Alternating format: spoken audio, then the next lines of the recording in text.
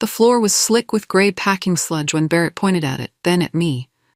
The overhead lights reflected off the mess, making it look almost metallic. His finger jabbed the air between us like a weapon being loaded.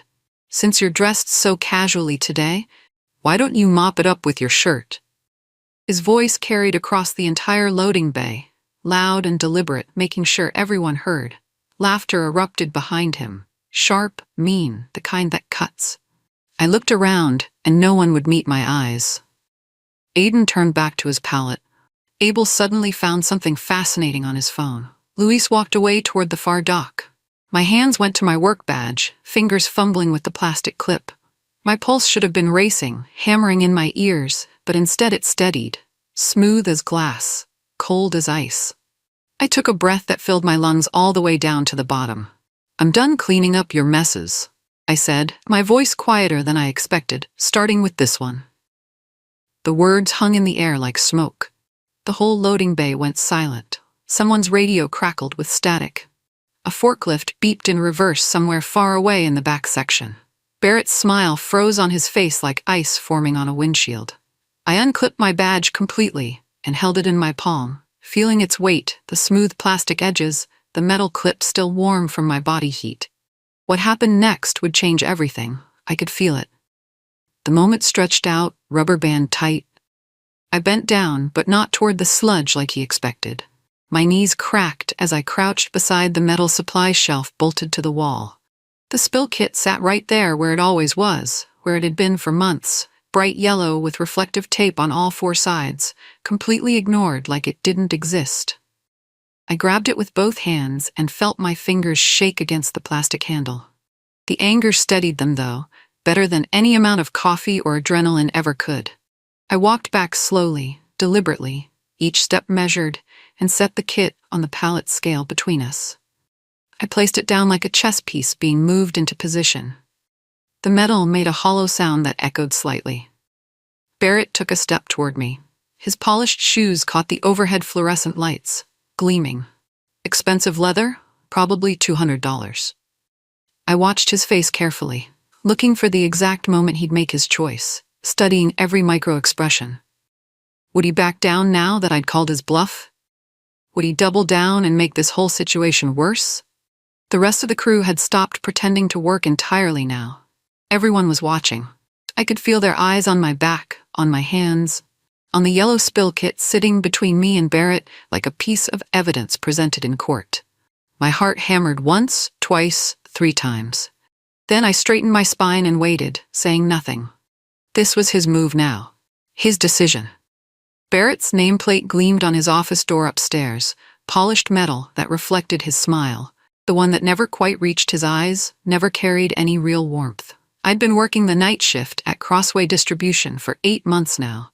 First week here, he'd called me kiddo, in that condescending way that made my skin crawl. By the 5th week, it had changed to dead weight when he thought I couldn't hear him. Month 2, he started calling me at 2 in the morning to check the docks, knowing full well I lived 40 minutes away in the next county. I was the one they called when trucks ran late, and angry drivers pounded on the bay doors demanding someone let them in. I came running when forklifts coughed black smoke and died, mid-aisle, blocking entire sections. I was there when the computer scanners glitched and crashed, and the whole system went down and boxes piled up like a wave about to break over everything. I knew which drivers drank too much coffee and got jittery on the road. I knew which ones fell asleep in their cabs and needed a knock on the window.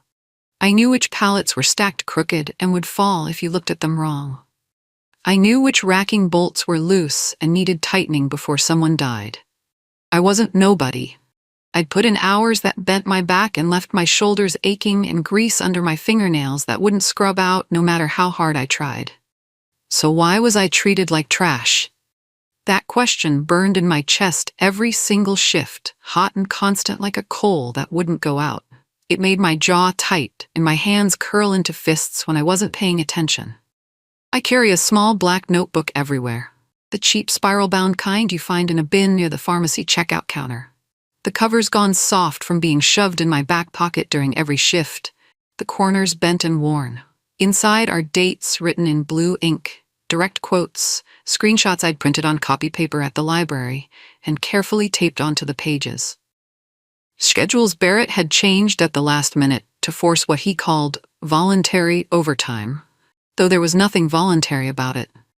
Photos of untagged pallets stacked 3 feet above the red safety line, swaying dangerously when forklifts drove past too fast.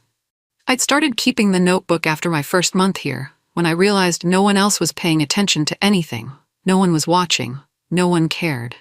It began as pure survival instinct.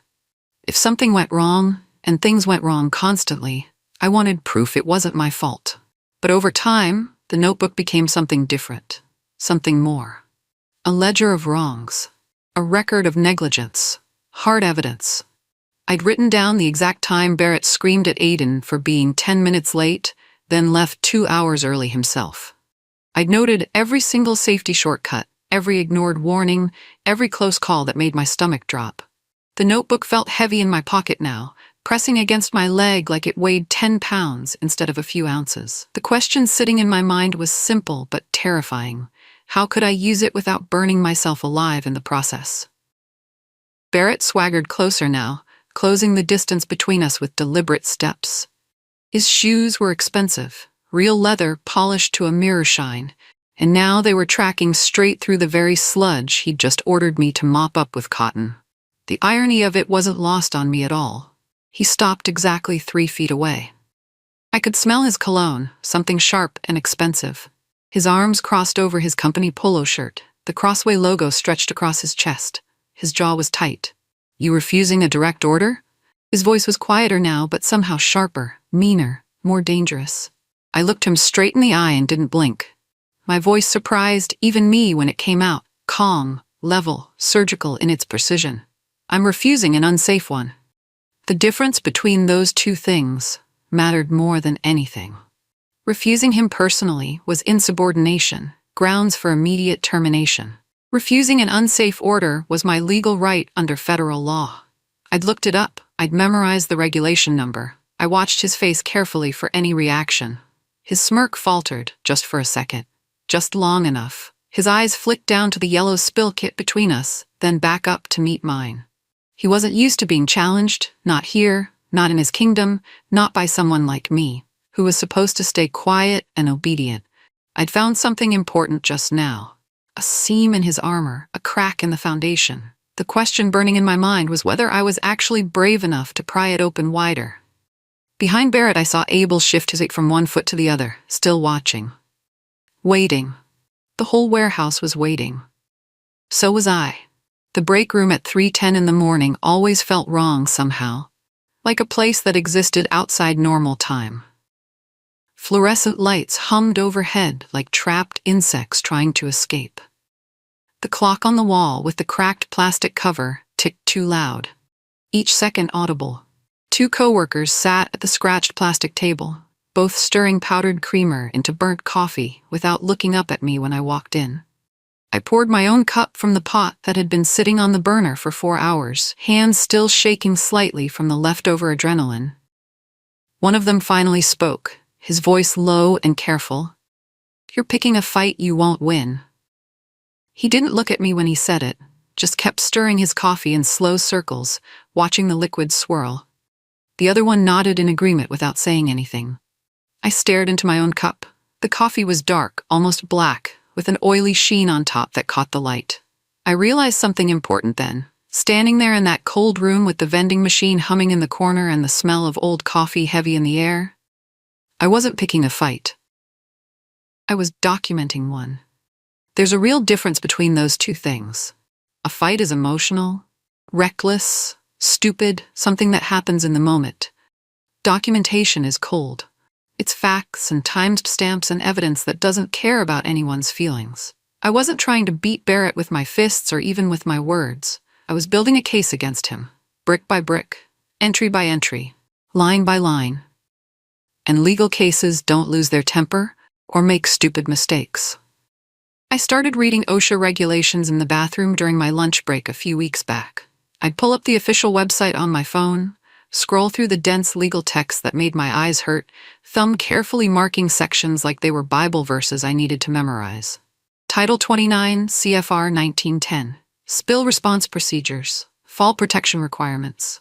Powered industrial truck regulations. The language was dry, technical, boring enough to put anyone to sleep. Until I started picturing actual faces instead of abstract concepts. Aiden, who had 3 kids under 10 years old at home. Abel, who was saving every penny for his daughter's quinceañera next spring.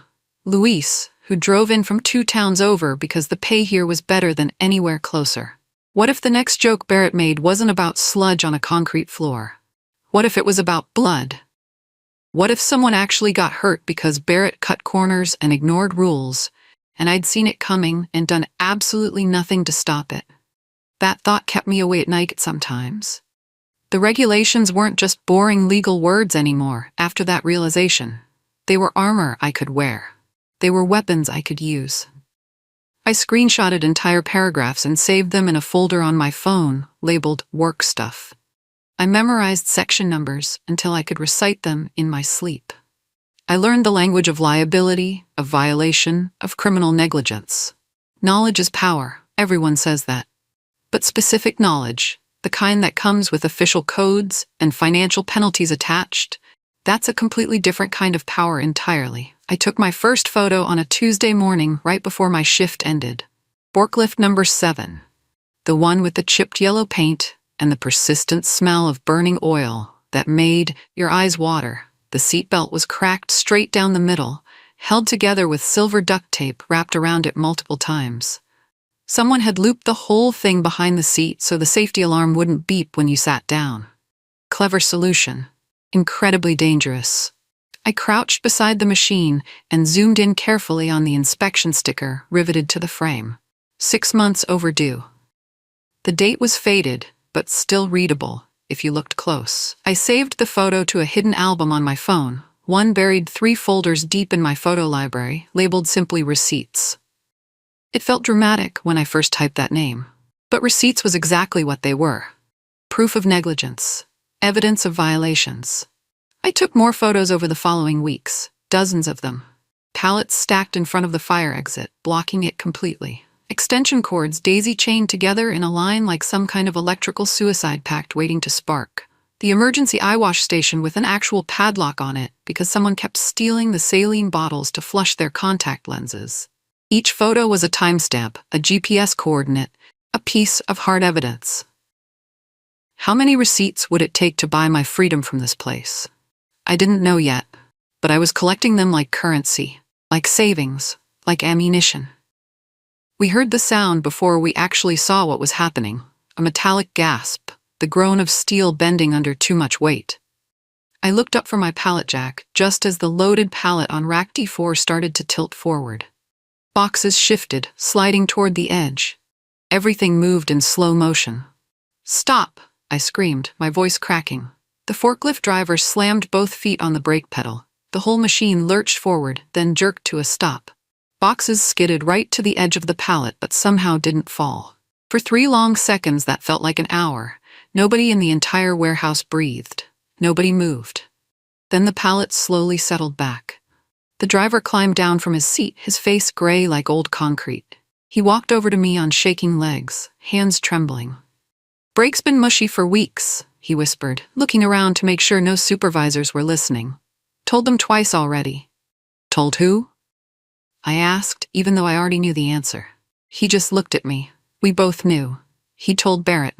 Barrett had nodded, said he'd handle it, promised to put in a work order, and then did absolutely nothing.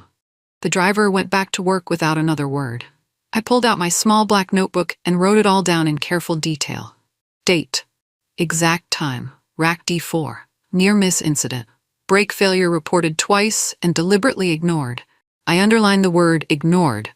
Twice with heavy pen strokes. Would this be the one that finally mattered? Or would it take someone actually getting hurt or killed before anyone paid attention? Barrett handed me the paper the next morning right as I was about to clock out. "Coaching notice," he said with a smile that made my stomach turn. I read the header first, then the body text. Disruptive tone during work hours.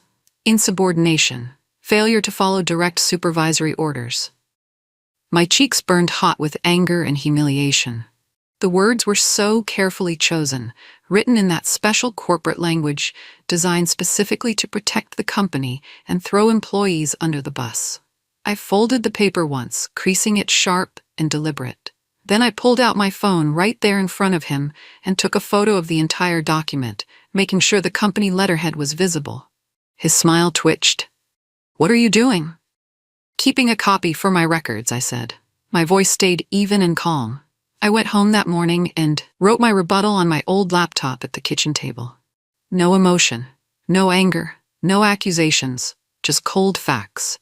Timeline of events, names of witnesses, the existence of the spill kit he'd ignored, the specific OSHA regulation I'd cited about refusing unsafe work. I emailed it to HR and CC'd myself. The next day, HR called me into their office. The woman behind the desks smiled, thin and professional, the kind of smile that doesn't reach anywhere near the eyes.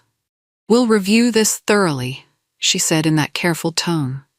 But her eyes told me everything I needed to know. Would they actually review it? Or would it disappear into some filing cabinet drawer, never to be seen again until a lawsuit forced them to look? The janitor wheeled his cleaning cart past my station 2 nights later. His name was Vivian, and he'd worked at Crossway longer than anyone else in the building, maybe 15 years. He was invisible, the way janitors always are in these places. People looked right through him like he was a ghost. He paused by my pallet jack and bent down like he was picking up a piece of trash from the floor. "I saw what he did to you," he murmured quietly. His eyes were soft but steady when they met mine. He slid a folded paper towel toward me across the concrete. I waited until he moved on with his cart before I unfolded it carefully. Inside was a list, written in neat, careful handwriting. Dates, times, brief descriptions. Minor spills he'd been called to clean up over the past 6 months. Spills that should have been officially logged and properly investigated. Spills that were evidence of something bigger, something systematically wrong with how this place operated. I looked up, but Vivian was already halfway across the warehouse, pushing his cart toward the office section. Why was he helping me? Maybe he was tired too. Tired of seeing dangerous things and saying nothing. Tired of being invisible. Tired of watching people get hurt. I folded the paper towel carefully and tucked it into my notebook. I had an ally now. Unexpected but real. Maybe that would be enough to make a difference. There's an old dome camera mounted above the time clock where we all punch in and out. Most people forget it's even there because the little red recording light died years ago. Everyone just assumes it's broken, a piece of abandoned security theater. I didn't assume that. I'd watched the IT guy replace the hard drive once during a night shift, muttering under his breath about storage space issues. The camera worked fine. It just didn't advertise itself. I filed a formal written request with HR for footage from 2 specific nights. The night Barrett ordered me to clean a chemical spill with my shirt, and the night of the near-catastrophic pallet fall on rack D4. I cited the official safety policy Barrett himself had made us all sign during new employee onboarding sessions.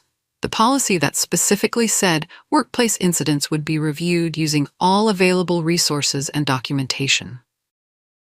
I submitted the form on a Monday morning. By Wednesday afternoon, I still hadn't heard back from anyone. I checked the camera when I clocked in for my shift. The little access panel below it was closed and locked.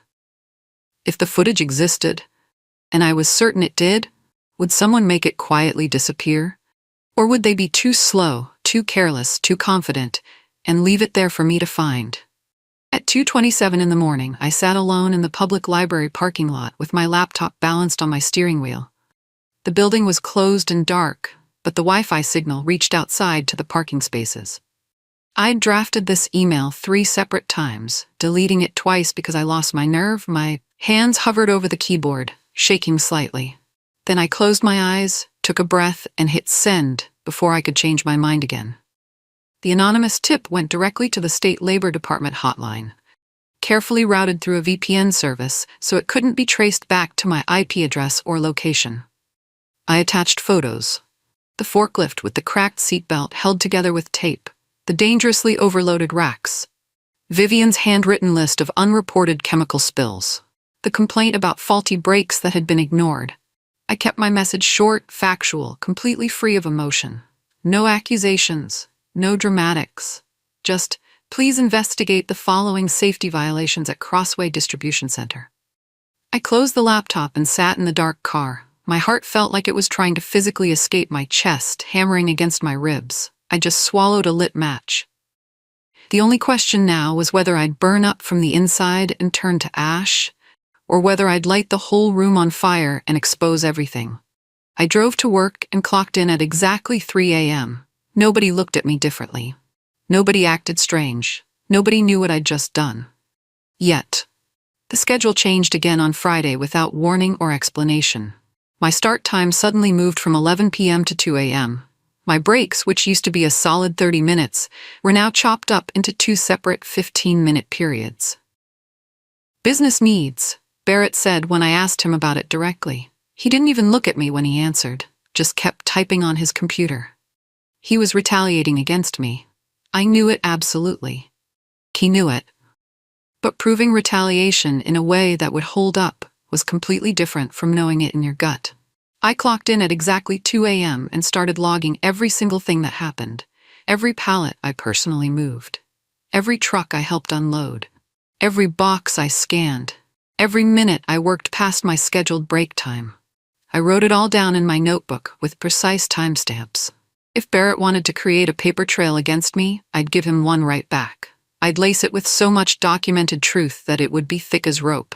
How long until that rope looped around his ankles and pulled him down? I didn't know. But I wasn't backing down now. Not after everything I'd already done. Not after I'd come this far. I watched him through the office window, laughing with another supervisor, both of them looking relaxed and casual. He thought he'd won. He genuinely believed he'd scared me into either quitting or keeping my mouth shut permanently. He had absolutely no idea what was actually coming for him. He couldn't see the wave building on the horizon, getting bigger, getting closer, about to break right over his head. Word of my one sentence spread through the warehouse the way gossip always does in places like this. Through cigarette breaks and lunch tables and whispered conversations in the aisles between shelving units. People started looking at me differently after that confrontation. Some people looked at me like I was completely reckless and stupid. Some looked at me like I was genuinely brave. Most looked at me like I'd just made their own day more dangerous by poking the bear. If Barrett came down hard on me, would he start coming down on them too? Would he make everyone's life miserable because of what I'd done? I saw those questions in their faces. The fear, the resentment, the worry. Was I being selfish by standing up? Or was I finally being useful by saying what everyone else was too scared to say? I didn't have a good answer. Aiden started avoiding me completely now. Abel still nodded hello when we passed each other, but he didn't stop to chat anymore.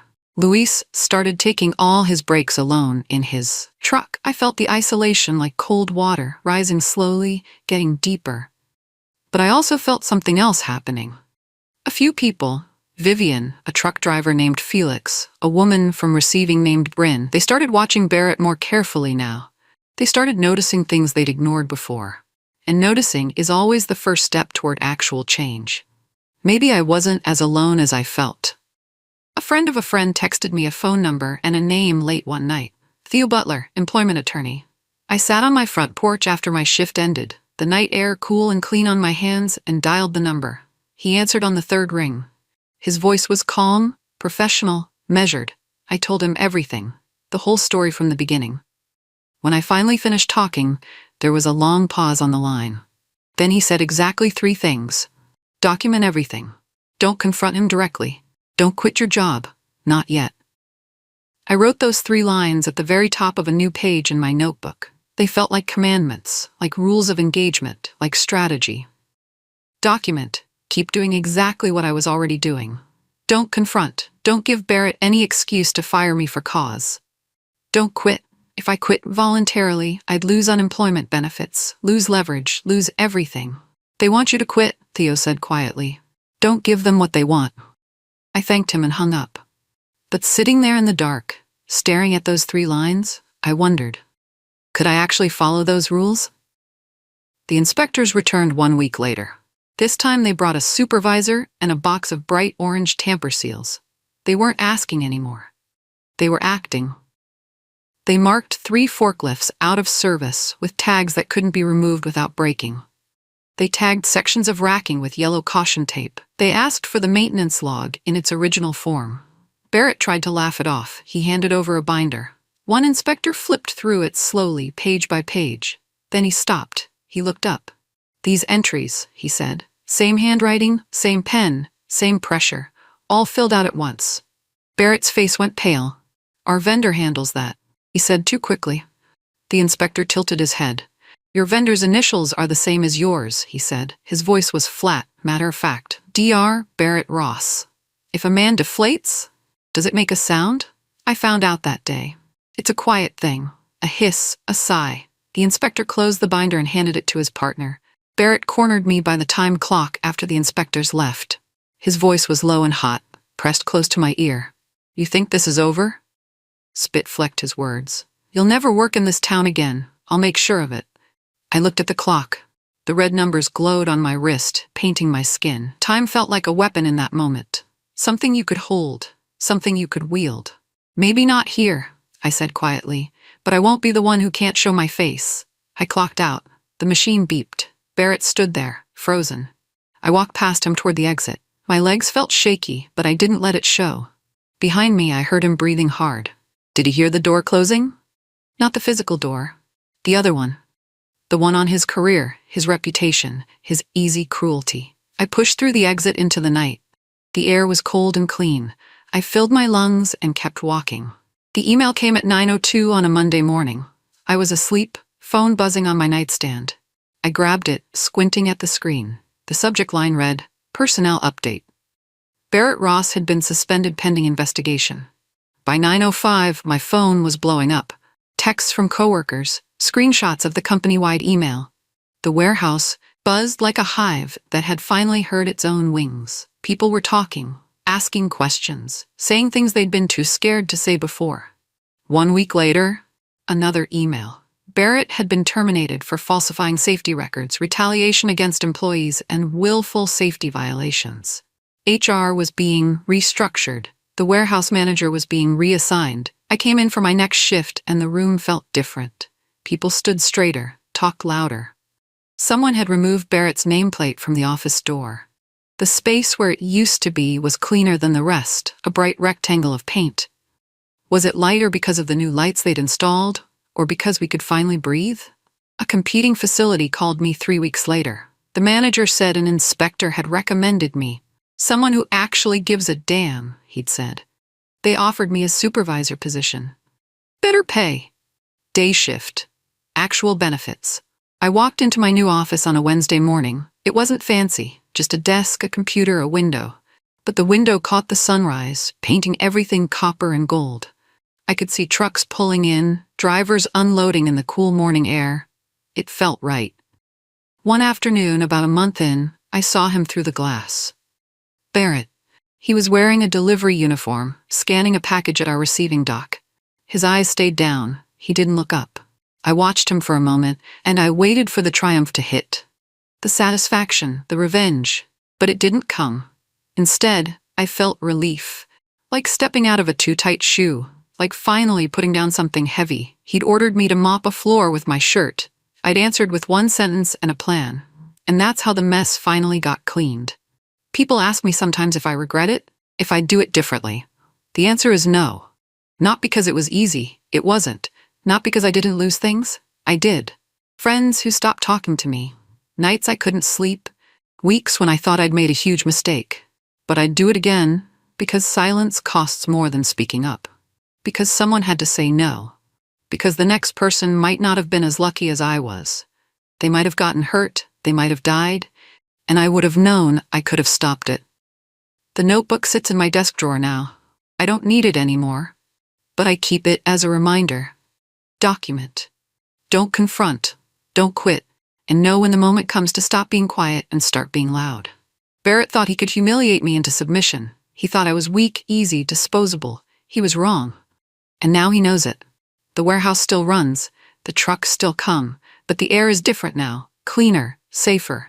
That's enough for me.